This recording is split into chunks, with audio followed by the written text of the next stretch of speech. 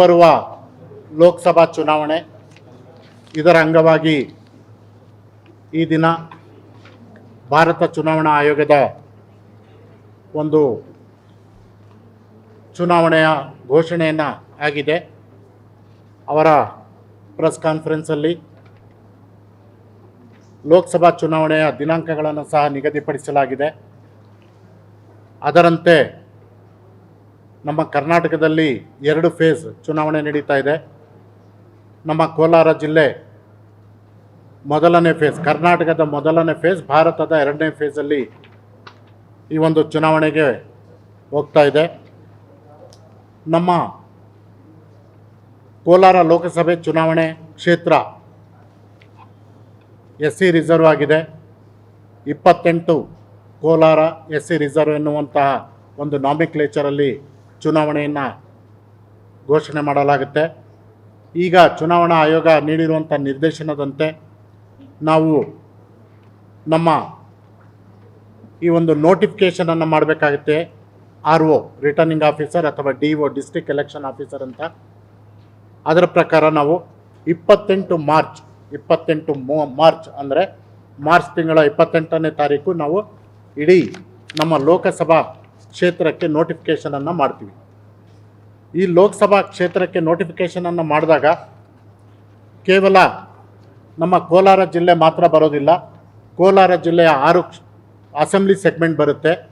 Plus Chintamani ಹಾಗೂ ಶಿಡ್ಲಘಟ್ಟ, ಚಿಕ್ಕಬಳ್ಳಾಪುರ ಕ್ಷೇತ್ರದ ಒಂದು ಜಿಲ್ಲೆಯ 2 ಕ್ಷೇತ್ರಗಳು ನಮ್ಮ ಈ ಒಂದು ಕೋಲಾರ 28 SC ಕ್ಷೇತ್ರಕ್ಕೆ ಸೇರ್ಪಡೆ ಆಗ್ತವೆ. ಸೊ ಹೀಗೆ ನಾವು 8 ಅಸೆಂಬ್ಲಿ ಸೆಗ್ಮೆಂಟ್ಗಳಿಗೆ ನಮ್ಮ ಕೋಲಾರ ಕ್ಷೇತ್ರ ಸ್ಪ್ರೆಡ್ ಆಗಿದೆ. ಇದರ ಪ್ರಕಾರ ನಾವು ಇದಕ್ಕೆ ನೋಟಿಫಿಕೇಷನನ್ನು ನಾವು 28 ಮಾರ್ಚ್ ಮಾಡುತ್ತೇವೆ. 28 ಮಾರ್ಚ್ ಈ ಒಂದು ನೋಟಿಫಿಕೇಷನನ್ನು ಮಾಡ್ತೇವೆ.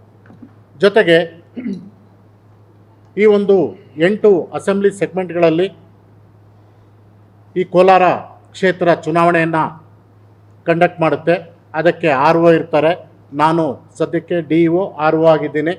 ಜಿಲ್ಲಾಧಿಕಾರಿಗಳೇ RO ಆಗಿರ್ತಾರೆ, ಚುನಾವಣಾಧಿಕಾರಿಗಳಾಗಿರ್ತಾರೆ.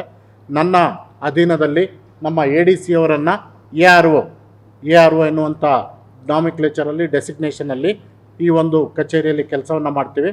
ಹಾಗೆ ನಮ್ಮ 8 ತಾಲೂಕುಗಳಲ್ಲಿ 8 ಅಸೆಂಬ್ಲಿ ಸೆಗ್ಮೆಂಟ್ಸ್ ಏನಿದ್ದಾವೆ ಅವುಗಳಿಗೆ 8 AROಗಳನ್ನು ನಾವು ನೇಮಕ ಮಾಡಿದ್ದೇವೆ. ಸೊ ಚಿಂತಾಮಣಿ ಮತ್ತು ಶಿಡ್ಲಘಟ್ಟದಲ್ಲಿ 2 AROಗಳಿರ್ತಾರೆ. ಅಂದರೆ ಅಲ್ಲಿರುವಂಥ ಜಾಯಿಂಟ್ ಡೈರೆಕ್ಟರ್ ನವಿದಾ ಅಂತ ಇದ್ದಾರೆ ಅವರು. ಹಾಗೆ ನಮ್ಮ ಚಿಂತಾಮಣಿಯಲ್ಲಿ DD ಫುಡ್ ಅವರು, ಅಲ್ಲಿ ನಟೇಶ್ ಅಂತ ಇದ್ದಾರೆ, ಅವರು ಈ ಒಂದು ARO ಆಗಿರ್ತಾರೆ. ಜೊತೆಗೆ ನಮ್ಮ ಕೋಲಾರ ಜಿಲ್ಲೆಯಲ್ಲಿ 6 ತಾಲೂಕುಗಳಿದ್ದಾವೆ. 6 ತಾಲೂಕುಗಳಲ್ಲಿ ನಮ್ಮ ಹತ್ರ ಈಗಾಗಲೇ ಕೂತಿದ್ದಾರೆ. ಪ್ರತಿಯೊಂದು ಅಸೆಂಬ್ಲಿ ಸೆಗ್ಮೆಂಟ್ಗೆ ಒಬ್ಬೊಬ್ಬರು AROವನ್ನು ಮಾಡಿದ್ದೇವೆ. ನಮ್ಮ ಜಾಯಿಂಟ್ ಡೈರೆಕ್ಟರ್ ಸುಮಾ ಅವರು ಶ್ರೀನಿವಾಸಪುರದಲ್ಲಿರ್ತಾರೆ. ಅದೇ ರೀತಿ DDLR ಅವರು ನಮ್ಮ ಮುಳಬಾಗಿಲು ಕ್ಷೇತ್ರದಲ್ಲಿರ್ತಾರೆ. AC ಅವರು ಕೋಲಾರ ಅಸೆಂಬ್ಲಿ ಸೆಗ್ಮೆಂಟ್ಗೆ ARO ಆಗಿರ್ತಾರೆ. KGFಗೆ ನಮ್ಮ ಸೋಮಶೇಖರ್ ಬ್ಯಾಕ್ವರ್ಡ್ ಕ್ಲಾಸ್ ಆಫೀಸರ್ ಇದ್ದಾರೆ. ಹಾಗೆ ಬಂಗಾರಪೇಟೆಯಲ್ಲಿ ನಮ್ಮ ಡೆಪ್ಟಿ ಸೆಕ್ರೆಟರಿ ಅವರು ಶಿವಕುಮಾರ್ ಅವರು ಇರ್ತಾರೆ. ಸೊ ಹೀಗೆ ಪ್ರತಿಯೊಂದು ಅಸೆಂಬ್ಲಿ ಸೆಗ್ಮೆಂಟ್ಗೆ ಒಬ್ಬರು ARO ಇರ್ತಾರೆ. ಅವರ ಕೋಆರ್ಡಿನೇಷನಲ್ಲಿ ತಹಸೀಲ್ದಾರ್ ಅವರು ಎಲ್ಲ ಚುನಾವಣೆ ತಯಾರಿಗಳನ್ನು ಮಾಡ್ತಾರೆ. ಇದರ ಜೊತೆಗೆ ನಾವು ನಮ್ಮ 2 SPಗಳು ಎಲ್ಲ ಎಲೆಕ್ಟ್ರಲ್ ಅಫೆನ್ಸಸ್ ಇರ್ಬೋದು, ಚುನಾವಣಾ ಬಂದೋಬಸ್ತ್ ಇರ್ಬೋದು, ಪ್ರತಿಯೊಂದನ್ನು ಸಹ ಅವರು ನೋಡ್ಕೊಳ್ತಾ ಇರ್ತಾರೆ. ನಮ್ಮ ಸ್ವೀಪ್ ಆ್ಯಕ್ಟಿವಿಟೀಸನ್ನು ಮತ್ತು ಮಾಡೆಲ್ ಕೋಡ್ ಆಫ್ ಕಂಡಕ್ಟನ್ನು ನಮ್ಮ CEO ಅವರು ಪದ್ಮ ಬಸಂತಪ್ಪ ಅವರು ನೋಡ್ಕೊಳ್ತಾರೆ. ಸೊ ಹೀಗೆ ಎಲ್ಲ ರೀತಿಯಾದಂಥ ಒಂದು ನೋಟಿಫಿಕೇಷನನ್ನು ಈಗಾಗಲೇ ಚುನಾವಣಾ ಆಯೋಗ ಮಾಡಿದೆ. ಆ ನೋಟಿಫಿಕೇಷನ್ ಅಂತೆ ಪ್ರತಿಯೊಬ್ಬರು ಅವರವರ ಜವಾಬ್ದಾರಿಯನ್ನು ಮಾಡ್ತಾರೆ. ಇದರಲ್ಲಿ ಪ್ರಮುಖವಾಗಿ ತಮಗೆ ಡೇಟ್ ಬಗ್ಗೆ ಹೇಳಬೇಕಂದ್ರೆ ನಾವು 28 ಮಾರ್ಚ್ ನೋಟಿಫಿಕೇಷನನ್ನು ಮಾಡ್ತೀವಿ. ಹಾಗೆ ನಾಮಿನೇಷನ್ ಮಾಡುವಂಥ ಲಾಸ್ಟ್ ಡೇಟ್, ನಾಮಿನೇಷನ್ ಪ್ರಾರಂಭ ಆಗುತ್ತೆ ನೋಟಿಫಿಕೇಷನ್ ಆದಮೇಲೆ.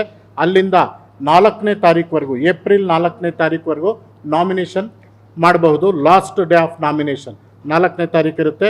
ಹಾಗೆ 5ನೇ ತಾರೀಕು ಸ್ಕ್ರೂಟಿನಿ ಇರುತ್ತೆ. ಸ್ಕ್ರೂಟಿನಿ ಆದ ನಂತರ ಕ್ಯಾಂಡಿಡೇಟನ್ನು ಫೈನಲೈಸ್ ಮಾಡ್ತೀವಿ. ಸೊ ಅವರು ವಿತ್ಡ್ರಾವನ್ನು, ತಮ್ಮ ನಾಮಿನೇಷನನ್ನು ವಿತ್ಡ್ರಾ ಮಾಡ್ಕೊಳ್ಳುವಂಥದ್ದು 8 ಏಪ್ರಿಲ್ ಲಾಸ್ಟ್ ಡೇ ಇರುತ್ತೆ ಅವರು ವಿತ್ಡ್ರಾ ಮಾಡ್ಕೊಳ್ಳೋದಕ್ಕೆ. ಸೊ ಅವರು ವಿತ್ಡ್ರಾ ಮಾಡಿಕೊಂಡ ತಕ್ಷಣ ಕಂಟೆಸ್ಟಿಂಗ್ ಕ್ಯಾಂಡಿಡೇಟನ್ನು ನಾವು ಲಿಸ್ಟನ್ನು ಪಬ್ಲಿಷ್ ಮಾಡ್ತೀವಿ. ಅಲ್ಲಿಂದ ನಮಗೆ ಚುನಾವಣೆ ದಿನಾಂಕ ಈಗಾಗಲೇ ನಿಗದಿ ಮಾಡಿದ್ದಾರೆ. 26 ಏಪ್ರಿಲ್ ನಮ್ಮ ಕೋಲಾರದಲ್ಲಿ ಚುನಾವಣೆ ನಡೆಯುತ್ತೆ. ನಮ್ಮ ಕೋಲಾರ ಲೋಕಸಭಾ ಕ್ಷೇತ್ರಕ್ಕೆ ಈ ಒಂದು ಚುನಾವಣೆ ನಡೆಯುವಂಥ ದಿನಾಂಕ 26 ಏಪ್ರಿಲ್ ಇದೆ. ಹಾಗೆ ಇದೆಲ್ಲ ಮುಗಿದಿದ್ದಾದಮೇಲೆ ನಾವು ಸ್ಟ್ರಾಂಗ್ ರೂಮಲ್ಲಿ ಇಡ್ತೀವಿ. ಆ ಸ್ಟ್ರಾಂಗ್ ರೂಮಲ್ಲಿ ಇಟ್ಟ ಮೇಲೆ ಮತ್ತೆ ನಾವು ಜೂನ್ 4ನೇ ತಾರೀಕು ಅದನ್ನು ತೆಗೆದು ಕೌಂಟಿಂಗನ್ನು ಮಾಡ್ತೀವಿ. ಸೊ ಇಲ್ಲಿ ಏಪ್ರಿಲ್ 26ರಿಂದ ಜೂನ್ 4ನೇ ತಾರೀಕುವರೆಗೂ ನಾವು ಕಾಯಬೇಕು. ಅಲ್ಲಿವರೆಗೂ ಕೌಂಟಿಂಗ್ಗೆ ಕಾಯಬೇಕಾಗುತ್ತೆ. ಅದಾದಮೇಲೆ ಲಾಸ್ಟ್ ನಮ್ಮ ಕೋಡ್ ಆಫ್ ಕಂಡಕ್ಟ್ ಯಾವತ್ತು ಎಂಡ್ ಆಗುತ್ತೆ ಅಂದರೆ 6 ಜೂನ್ಗೆ ಕೋಡ್ ಆಫ್ ಕಂಡಕ್ಟ್ ಕ್ಲೋಸ್ ಆಗುತ್ತೆ. ಅಲ್ಲಿವರೆಗೂ ನಾವು ಎಲ್ಲ ಪ್ರಕ್ರಿಯೆಗಳನ್ನು ಮಾಡ್ತಾ ಹೋಗ್ತೀವಿ. ಇದರ ಬ್ಯಾಕ್ಗ್ರೌಂಡಲ್ಲಿ ಸಾಮಾನ್ಯವಾಗಿ ನಮ್ಮ ಜಿಲ್ಲೆ ಕೋಲಾರ ಜಿಲ್ಲೆಯ ಮತ್ತು 2 ಚಿಕ್ಕಬಳ್ಳಾಪುರ ಜಿಲ್ಲೆಯ ಅಸೆಂಬ್ಲಿ ಸೆಗ್ಮೆಂಟ್ಗಳನ್ನು ತೆಗೆದುಕೊಂಡಾಗ ಸುಮಾರು 23,47,000 ಒಂದು ಪ್ರೊಜೆಕ್ಟೆಡ್ ಪಾಪ್ಯುಲೇಷನ್ ಇದೆ. ಮೇಲ್ ಫೀಮೇಲ್ ಟೋಟಲ್ ಇದೆ. ನಿಮಗೆ ಈಗಾಗಲೇ ಮಾಹಿತಿಯನ್ನು ಕೊಟ್ಟಿದ್ದೀನಿ. ಅದೇ ರೀತಿ ನಾವು ಈ ಒಂದು ಮತದಾರ ಪಟ್ಟಿಯನ್ನು ತಯಾರು ಮಾಡಿದ್ದೀವಿ. ಮತದಾರ ಪಟ್ಟಿಯಲ್ಲಿ ನಮ್ಮಲ್ಲಿ ಟೋಟಲ್ ಈಗಿರುವಂಥದ್ದು 17,08,565 ಮತದಾರರಿದ್ದಾರೆ. ಇದು ಮೇಲು ಫೀಮೇಲ್ ಎರಡೂ ಸೇರಿದೆ. ಸೊ ಇದರಲ್ಲಿ ನಾವು ತೆಗೆದುಕೊಂಡಾಗ ನಾವು ಒಂದು ಹೆಲ್ದಿ ಒಂದು ಮತದಾರ ಪಟ್ಟಿಯನ್ನು ತಯಾರು ಮಾಡಿದ್ದೀವಿ. ಈ ಹೆಲ್ದಿ ಮತದಾರ ಪಟ್ಟಿಯನ್ನು ನಾವು ನೋಡಿದಾಗ ಇದರಲ್ಲಿ ನಾವು ಹೌಸ್ ಟು ಹೌಸ್ ಸರ್ವೆ ಮಾಡಿದ್ವಿ.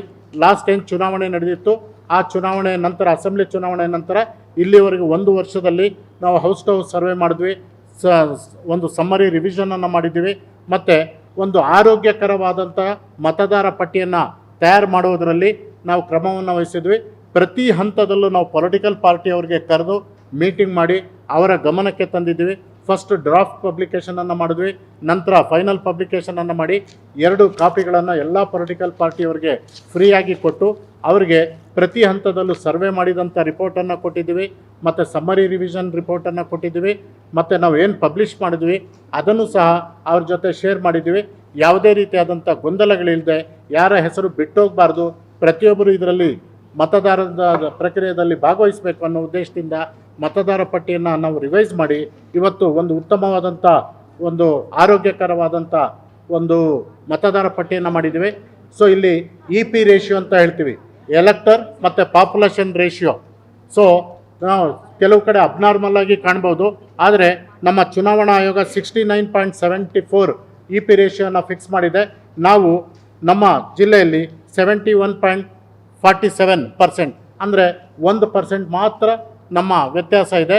ಅಂದರೆ ಬೇರೆ ಜಿಲ್ಲೆಗಳಲ್ಲಿ ನೀವು ಅಜಗಜಾಂತರವನ್ನು ಕಾಣ್ಬೋದು, ಹೆಚ್ಚು ಜಾಸ್ತಿ ಇರುತ್ತೆ ಅಥವಾ ಕಡಿಮೆ ಇರುತ್ತೆ. ನಾವು we are nearest to the national ಮತ್ತು ಸ್ಟೇಟ್ ಅವರೇಜ್ಗೆ ನಾವು EP ರೇಷಿಯೋ, ಎಲೆಕ್ಟರ್ ಮತ್ತು ಪಾಪ್ಯುಲೇಷನ್ ರೇಷಿಯೋದಲ್ಲಿ ಇದ್ದೀವಿ. ಅದೇ ರೀತಿ ಜೆಂಡರ್ ರೇಷಿಯೋ ಅದನ್ನು ಸಹ ನಾವು ತೆಗೆದುಕೊಂಡಾಗ ಈ ಜೆಂಡರ್ ರೇಷಿಯೋದಲ್ಲೂ ಸಹ 1020 ನಮ್ಮ ಜೆಂಡರ್ ರೇಷಿಯೋ ನಮ್ಮ ಕೋಲಾರ ಕ್ಷೇತ್ರದಲ್ಲಿದೆ. ಇದು ನಮ್ಮ ಸ್ಟೇಟ್ ರೇಷಿಯೋ ಬಂದಾಗ 997. ಇದು ಸಹ ಅಬ್ನಾರ್ಮ್ಯಾಲಿಟಿ ಇಲ್ಲ, ನಮ್ಮಲ್ಲಿ ತುಂಬ ಆ್ಯಕ್ಯುರೇಟಾಗಿ ಇರೋದನ್ನು ಕಾಣಬಹುದು. ಸೊ ಇದನ್ನು ಈಗಾಗಲೇ ಫೈನಲೈಸ್ ಮಾಡಿದ್ವಿ. ಜೊತೆಗೆ ನಮ್ಮಲ್ಲಿ ಪರ್ಸನ್ ವಿತ್ ಡಿಸೇಬಿಲಿಟಿ ಅಂತ ಹೇಳ್ತೀವಿ, ವಿಕಲಚೇತನರು, ಇವರು ಸುಮಾರು ನಮ್ಮಲ್ಲಿ 19,375 ಜನ ಮತದಾರ ಪಟ್ಟಿಯಲ್ಲಿ ತಮ್ಮ ಹೆಸರನ್ನು ನೋಂದಾಯಿಸ್ಕೊಂಡಿದ್ದಾರೆ. ಅವರಿಗೆ ಬೇಕಾದಂಥ ಎಲ್ಲ ಸಕಲ ಸಿದ್ಧತೆಗಳನ್ನು ನಾವು ಮತದಾನ ಮಾಡೋದಕ್ಕೆ ಮಾಡಿಕೊಡ್ತೀವಿ. ಅದೇ ರೀತಿ ಯಂಗ್ ವೋಟರ್ಸ್, ಇದು ತುಂಬ ವಿಶೇಷ. ಈ ಬಾರಿ ನಮ್ಮಲ್ಲಿ 18ರಿಂದ 19 ವರ್ಷ ಇರುವಂಥ ವೋಟರ್ಸ್ ನೋಂದಣಿ ಆಗ್ತಾ ಇರಲಿಲ್ಲ, ಮೊದಲು ಬಿಟ್ಟು ಹೋಗ್ತಾ ಇತ್ತು. ನಾವು ವಿಶೇಷವಾದಂಥ ಸ್ವೀಪ್ ಆ್ಯಕ್ಟಿವಿಟೀಸನ್ನು ಮಾಡಿ ಎಲ್ಲ ಕಾಲೇಜುಗಳಿಗೆ ಹೋಗಿ ಭೇಟಿ ಕೊಟ್ಟು ಯಾರ್ದು 18 ವರ್ಷ ಕಂಪ್ಲೀಟ್ ಆಯಿತು ಇಮ್ಮಿಡಿಯೇಟ್ ಅವ್ರಿಗೆ ರಿಜಿಸ್ಟ್ರೇಷನನ್ನು ಮಾಡಿಸಿದ್ವಿ. ಇದರಿಂದ ನಮ್ಮಲ್ಲಿ 42,961 ಜನ ಇವತ್ತು ಯಂಗ್ ವೋಟರ್ಸ್ ಬಿಟ್ವೀನ್ 18 to 19 ಇವರು ನೋಂದಾವಣೆಯನ್ನು ಮಾಡ್ಕೊಂಡಿದ್ದಾರೆ. ಇದು ಒಂದು ವಿಶೇಷ ಅಭಿಯಾನ ಮಾಡಿದ ಒಂದು ಫಲಶ್ರುತಿಯಿಂದ ಇವತ್ತು ಇಷ್ಟು ಜನ ನಮ್ಮಲ್ಲಿ ಸೇರಿಕೊಂಡಿದ್ದಾರೆ. ಹಾಗೆ ಸೀನಿಯರ್ ಸಿಟಿಸನ್ಸ್, ಇಲ್ಲಿ 80 ವರ್ಷಕ್ಕಿಂತ ಮೇಲ್ಪಟ್ಟವರ ಒಂದು ಪಟ್ಟಿಯನ್ನು ಮಾಡಿದ್ದೀವಿ. ಅದರಲ್ಲಿ 37,054 ಜನ ಈ ಒಂದು 80+ ವೋಟರ್ಸ್ ಇದ್ದಾರೆ. ಹಾಗೆ ನಮ್ಮಲ್ಲಿ ಸೀನಿಯರ್ ಸಿಟಿಸನ್ಸ್ 85+ ಅನ್ನು ಮಾಡಿದ್ದೀವಿ. ಅದರಲ್ಲಿ 16,984 ಜನ ಈ ಒಂದು ಪಟ್ಟಿಯಲ್ಲಿದ್ದಾರೆ. ಸೊ ಹೀಗೆ ಒಂದು ಮತದಾರ ಪಟ್ಟಿಯಲ್ಲಿ ಯಾವುದೇ ಗೊಂದಲವಿಲ್ಲದೆ ಎಲ್ಲ ಪೊಲಿಟಿಕಲ್ ಪಾರ್ಟೀಸನ್ನು ನಾವು ಕಾನ್ಫಿಡೆನ್ಸಿಗೆ ತೆಗೆದುಕೊಂಡು ಇವತ್ತು ಮತದಾರ ಪಟ್ಟಿಯನ್ನು ಆರೋಗ್ಯಕರ ಮತದಾರ ಪಟ್ಟಿಯನ್ನು ಮಾಡಿದ್ದೀವಿ. ಸೊ ನಾನು ಒಂದೇ ರಿಕ್ವೆಸ್ಟ್ ಮಾಡ್ಕೊಳ್ತೀನಿ ನಿಮ್ಮ ಮಾಧ್ಯಮದ ಮೂಲಕ, ಯಾರ್ಯಾರು ಈ ಮತದಾರ ಪಟ್ಟಿಯಲ್ಲಿ ತಮ್ಮ ಹೆಸರನ್ನು ನೋಂದಾಯಿಸ್ಕೊಂಡಿದ್ದಾರೆ ತಾವು ಆ ಒಂದು ಮತದಾನದ ದಿನಾಂಕದಂದು ನಮ್ಮ ಕೋಲಾರದಲ್ಲಿ 26 ಏಪ್ರಿಲ್ ಮತದಾನ ನಡೆಯುವಂಥ ದಿನಾಂಕ, ಅವತ್ತು ಎಲ್ಲ ಮತದಾರರು ನಮ್ಮ ಮತದಾನ ಕೇಂದ್ರಗಳಿಗೆ ತೆರಳಿ ಮತದಾನವನ್ನು ಮಾಡಬೇಕು ಅಂತ ತಮ್ಮ ಮೂಲಕ ಕೇಳ್ಕೊಳ್ತಾ ಇದ್ದೀನಿ. ಸೊ ಹೀಗೆ ನಾವು ಈ ಒಂದು ಮತದಾರ ಪಟ್ಟಿಯನ್ನು ಮಾಡಿದ ನಂತರ ರ್ಯಾಷನಲೈಸೇಷನ್ ಆಫ್ ಪೋಲಿಂಗ್ ಸ್ಟೇಷನ್ ಅಂತ ಮಾಡ್ತೀವಿ. ಚುನಾವಣಾ ಆಯೋಗ ಏನು ಮಾಡುತ್ತೆ, ಲಾಸ್ಟ್ ಟೈಮ್ ಏನು ಅಸೆಂಬ್ಲಿ ಸೆಗ್ಮೆಂಟಲ್ಲಿದ್ದಂಥ ಒಂದು ಮತದಾನ ಕೇಂದ್ರಗಳ ಸಂಖ್ಯೆ ಒಟ್ಟು ಸಂಖ್ಯೆ 2097 ಇತ್ತು. ನಾವು ರ್ಯಾಷನಲೈಸ್ ಮಾಡಿದ್ಮೇಲೆ 2056 ಆಗಿದೆ.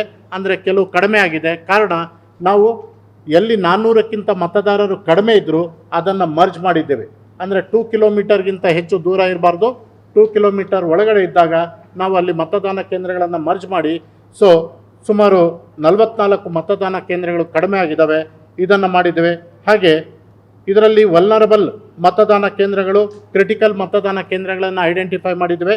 ಈಗ ನಮ್ಮಲ್ಲಿ ಆ್ಯಸ್ ಆನ್ ಟುಡೇ ಇರುವಂಥ ಮತದಾನ ಕೇಂದ್ರಗಳು ಇವತ್ತು 2060 ಮತದಾನ ಕೇಂದ್ರಗಳು ನಮ್ಮಲ್ಲಿ ಇದ್ದಾವೆ. 2060 ಮತದಾನ ಕೇಂದ್ರಗಳಿದ್ದಾವೆ. ಅದರಲ್ಲಿ 479 ಕ್ರಿಟಿಕಲ್ ಮತದಾನ ಕೇಂದ್ರಗಳು ಅಂತ ಗುರುತಿಸಿದ್ದೇವೆ. ಹಾಗೆ 75 ಮತದಾನ ಕೇಂದ್ರಗಳನ್ನು ವಲ್ನರಬಲ್ ಮತದಾನ ಕೇಂದ್ರಗಳು ಅಂತ ನಾವು ಐಡೆಂಟಿಫೈ ಮಾಡಿದ್ದೇವೆ. ಸೊ ಹೀಗೆ ಇದರ ಜೊತೆಗೆ ಈ ಮತದಾನ ಕೇಂದ್ರಗಳಿಗೆ ನಾವು ಎಲ್ಲ ಬೇಕಾದಂಥ AMF ಅಶ್ಯೂರ್ಡ್ ಮಿನಿಮಮ್ ಫೆಸಿಲಿಟೀಸನ್ನು ಪ್ರೊವೈಡ್ ಮಾಡಿದ್ದೇವೆ. ಈಗಾಗಲೇ ನಮ್ಮ ಸೆಕ್ಟರ್ ಆಫೀಸರ್ಸ್ 3 ರೌಂಡು ಅವರು ಮತದಾನ ಕೇಂದ್ರಗಳಿಗೆ ಭೇಟಿ ಕೊಟ್ಟಿದ್ದಾರೆ.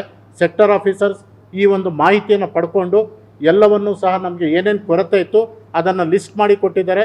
ನಮ್ಮ ಮುನ್ಸಿಪಾಲಿಟಿ ಕಡೆಯಿಂದ ಮತ್ತು ಗ್ರಾಮ ಪಂಚಾಯತಿಗಳ ಕಡೆಯಿಂದ ನಾವು ಎಲ್ಲ AMF ಅಶ್ಯೂರ್ಡ್ ಮಿನಿಮಮ್ ಫೆಸಿಲಿಟೀಸನ್ನು ಕೊಡ್ತಾ ಇದ್ದೀವಿ. ಉದಾಹರಣೆಗೆ ಮತದಾನ ಕೇಂದ್ರದ ಒಂದು ಬಿಲ್ಡಿಂಗ್ ಉತ್ತಮವಾಗಿದೆ ಇದೆಯೋ ಇಲ್ವೋ ಅನ್ನೋದನ್ನು ನೋಡಿದ್ದಾರೆ. ಉತ್ತಮವಾದಂಥ ಬಿಲ್ಡಿಂಗನ್ನು ಮಾಡಿದ್ದಾರೆ.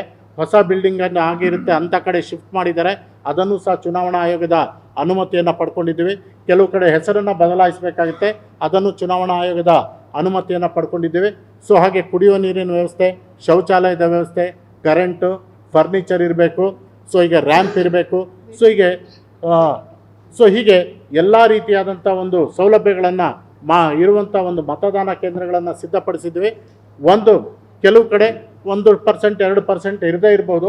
ಅಂಥ ಸಂದರ್ಭದಲ್ಲಿ ನಾವು ಚುನಾವಣೆಗೆ ಹತ್ತಿರ ಬಂದಾಗ ಪ್ರತಿಯೊಂದನ್ನು 100% ಎನ್ಶೂರ್ ಮಾಡ್ತೀವಿ.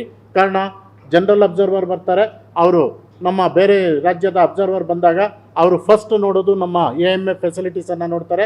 ಅವರು ಎಲ್ಲೆಲ್ಲಿ ವಲ್ನರಬಲ್ ಏರಿಯಾ ಇದೆ ಅಲ್ಲಿ ನಮ್ಮ ಪೊಲೀಸ್ ಇಲಾಖೆಯಿಂದ ನಾನು SP ಅವರು ಸುಮಾರು ಕಡೆ ವಿಸಿಟ್ ಮಾಡಿ ವಲ್ನರಬಲ್ ಏರಿಯಾದಲ್ಲಿ ಕಾನ್ಫಿಡೆನ್ಸ್ ಬಿಲ್ಡಿಂಗ್ ಮೆಷರ್ಸ್ ಅಂತ ತೆಗೆದುಕೊಂಡಿದ್ದೀವಿ. ಅವರಲ್ಲಿ ಆತ್ಮವಿಶ್ವಾಸ ತುಂಬಿದ್ದೀವಿ. ಯಾವುದೇ ಭಯ ಪಡಬೇಕಾಗಿಲ್ಲ. ಇಂಟಿಮಿಡೇಟರ್ಸ್ ಇದ್ದರೆ ಅವರ ಬಗ್ಗೆ ಸಹ ಕ್ರಮ ವಹಿಸಿದ್ದೀವಿ. ಅದನ್ನು ನಮ್ಮ ಪೊಲೀಸ್ ಇಲಾಖೆ ವತಿಯಿಂದ ಹೇಳ್ತಾರೆ.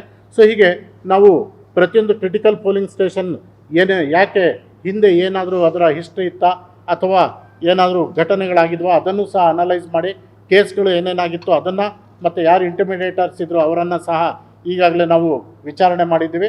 ಯಾರು ಭಯ ಮುಕ್ತರಾಗಿ ಈ ಒಂದು ಫೇರ್ ಆ್ಯಂಡ್ ಫ್ರೀ ಎಲೆಕ್ಷನಲ್ಲಿ ಮತದಾನವನ್ನು ಮಾಡಬೇಕು. ಯಾವುದೇ ರೀತಿಯಾದಂಥ ಭಯ ಪಡಬೇಕಾಗಿಲ್ಲ. ಮುಕ್ತವಾಗಿ ಮತದಾನ ಮಾಡೋದಕ್ಕೆ ಎಲ್ರಿಗೂ ಲೆವೆಲ್ ಪ್ಲೇಯಿಂಗ್ ಫೀಲ್ಡ್ ಅಂತ ಹೇಳ್ತೀವಿ.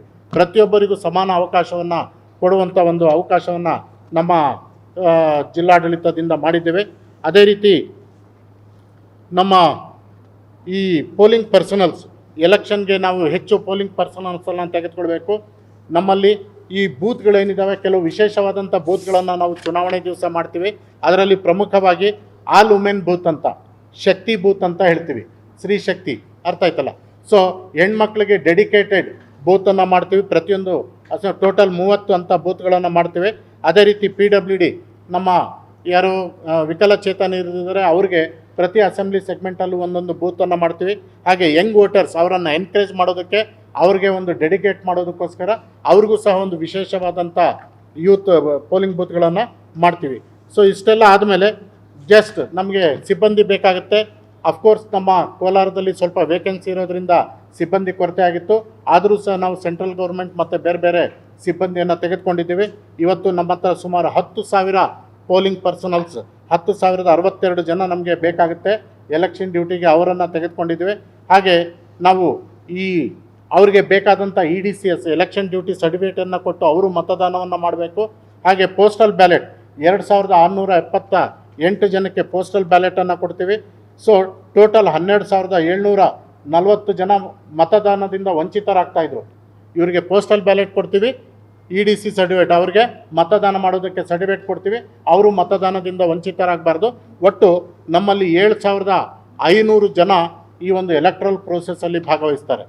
ಅಂದರೆ ಪೋಲಿಂಗ್ ಪರ್ಸನಲ್ಸ್ ಅಂತ, ಏನು ಪೋಲಿಂಗ್ ಆಫೀಸರ್ ಇರ್ಬೋದು, ಸೆಕ್ಟರ್ ಆಫೀಸರ್ಸ್ ಇರ್ಬೋದು, ಬೇರೆ ಬೇರೆಯವರು ಇರ್ತಾರೆ, ಅಷ್ಟು ಜನಕ್ಕೂ ನಾವು ತೆಗೆದುಕೊಳ್ತೀವಿ.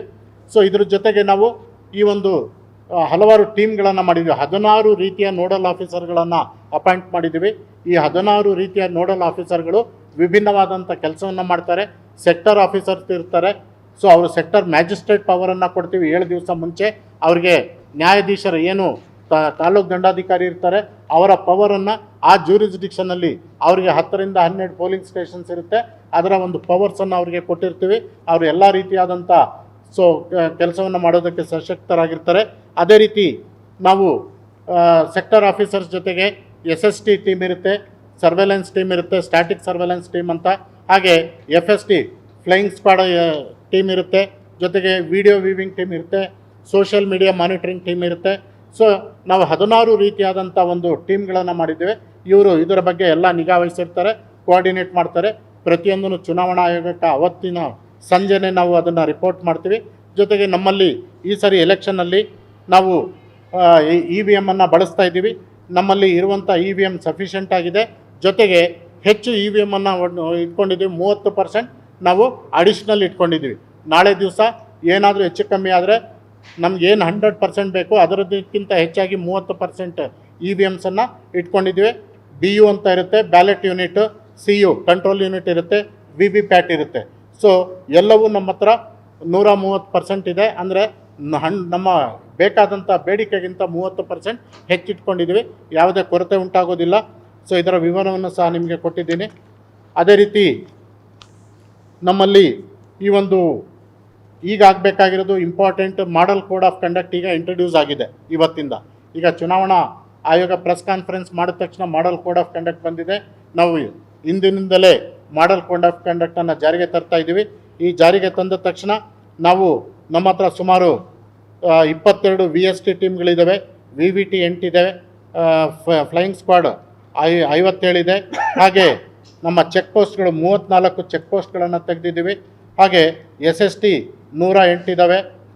ಜೊತೆಗೆ ನಂಬರ್ ಆಫ್ ನೋಡಲ್ ಆಫೀಸರ್ಸನ್ನು ನಾವು ಮಾಡಿದ್ದೀವಿ, ಬೇರೆ ಬೇರೆ ರೀತಿಯಾದಂಥ ಒಂದು ಇದ್ರ ಜೊತೆಗೆ ನಾವು ಎಕ್ಸ್ಪೆಂಡಿಚರನ್ನು ಮಾನಿಟರ್ ಮಾಡ್ತೀವಿ.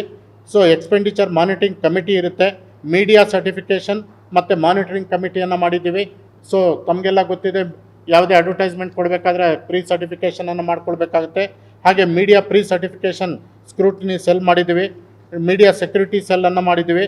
ಹಾಗೆ ಡಿಸ್ಟ್ರಿಕ್ಟ್ ಕಂಪ್ಲೇಂಟ್ ಮಾನಿಟರಿಂಗ್ ಸಿಸ್ಟಮನ್ನು ಮಾಡಿದ್ದೀವಿ. ಯಾವುದೇ ಕಂಪ್ಲೇಂಟ್ ಬಂದರೆ ಅದನ್ನು ತ್ವರಿತವಾಗಿ 1 or 2 ಅವರ್ಸಲ್ಲಿ ಅದನ್ನು ಅಡ್ರೆಸ್ ಮಾಡೋದಕ್ಕೆ ಮಾಡಿದ್ದೀವಿ.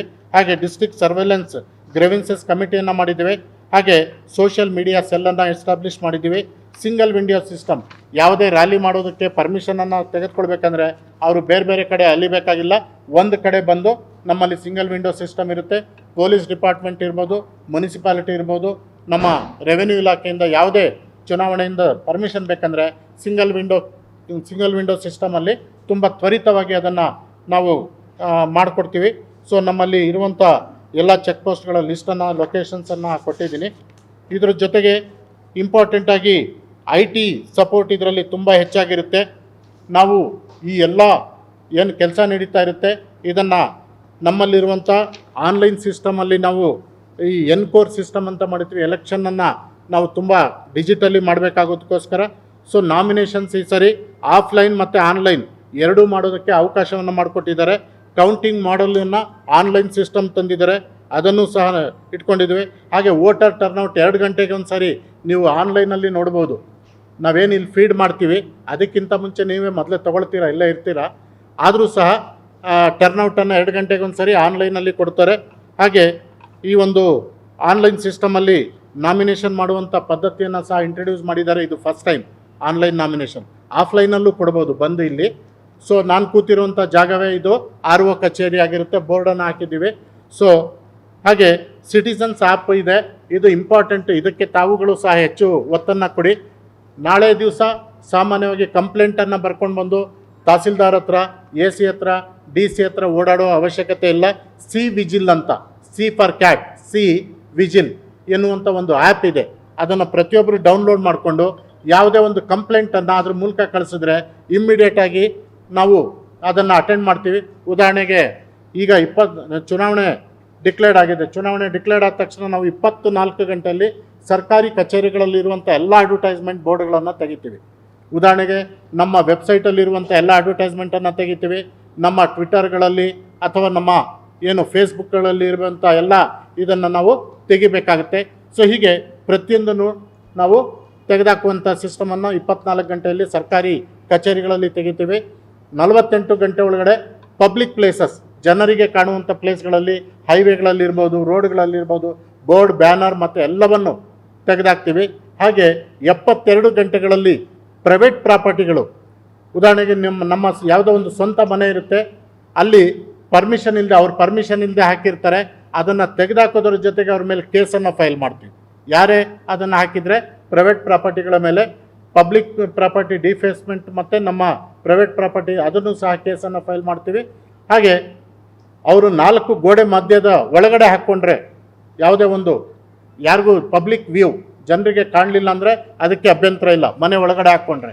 ಆದರೆ ಜನರಿಗೆ ಕಾಣ್ತಾ ಇದೆ ಹೊರಗಡೆ, ಅದು ಪೊಲಿಟಿಕಲ್ ಪಾರ್ಟಿನವರು ಪರ್ಮಿಷನ್ ತೊಗೊಂಡೋಗಿ ಹಾಕಿದರೆ ಅದನ್ನು ಪರ್ಮಿಷನನ್ನು ನಾವು ಕೊಡ್ತೀವಿ, ಅದನ್ನು ಹಾಕ್ಕೊಳ್ಬೋದು. ಸೊ ಅನುಮತಿಯ ಮೇರೆಗೆ ಪ್ರೈವೇಟ್ ಪ್ರಾಪರ್ಟಿ ಮೇಲೂ ಹಾಕ್ಕೊಳ್ಬೋದು, ಬಟ್ ಅದಕ್ಕೆ ಅನುಮತಿ ಪಡ್ಕೊಳ್ಬೇಕು. ಒಳಗಡೆ ಹಾಕ್ಕೊಂಡ್ರೆ ಅಭ್ಯಂತರ ಇಲ್ಲ.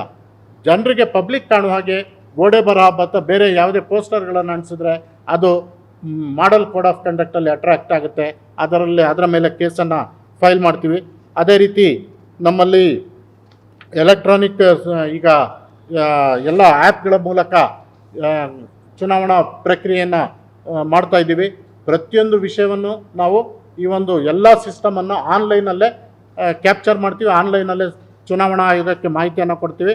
ಹಾಗೆ ನಾವು ಮುಂದಿನ ದಿನಗಳಲ್ಲಿ ಈಗ ಈ ಪ್ರಕ್ರಿಯೆ MCCಯನ್ನು ಹೆಚ್ಚು ಒತ್ತು ಕೊಡೋದು, ಚೆಕ್ ಪೋಸ್ಟ್ಗಳು ಮತ್ತು ಮಾಲ್ ಪ್ರಾಕ್ಟೀಸಸನ್ನು ತಡೆಯೋದು, ಇಂಟಿಮಿಡೇಟರ್ಸನ್ನು ನಾವು ಕ್ರಮ ವಹಿಸುವಂಥದ್ದು, ಇದೆಲ್ಲ ಮಾಡಿದ ನಂತರ ನಮ್ಮ ಪೋಲಿಂಗ್ ಪರ್ಸನಲ್ಸ್ಗೆ ಬೇಕಾದಂಥ ಟ್ರೈನಿಂಗ್ಗಳನ್ನು ಈಗಾಗಲೇ ಕೊಟ್ಟಿದ್ದೀವಿ, ಇನ್ನು ಮುಂದೆ ಸಹ ಕೊಡ್ತೀವಿ.